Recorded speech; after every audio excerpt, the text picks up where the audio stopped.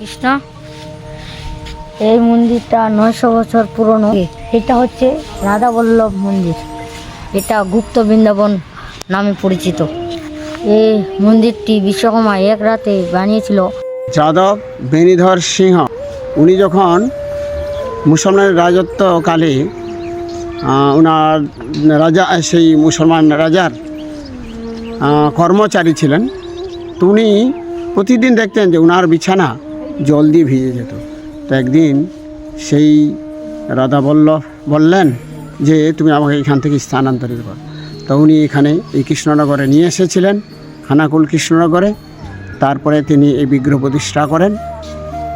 তো তখন মুসলমান রাজা যখন জানতে পারে যে এখান থেকে চুরি হয়ে গেছে, তো সংবাদ পেয়ে যখন এখানে আসেন, তখন সেই যাদব বেণীধর সিংহের মস্তক মুন্ডন করে দেন। আর এই গাছটা যে দেখছেন, এই গাছটা মন্দির যত পুরানা, মন্দিরটি যত পুরানা, এই গাছটাও তত পুরানা।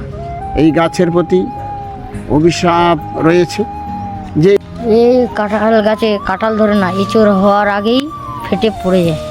হরে কৃষ্ণ।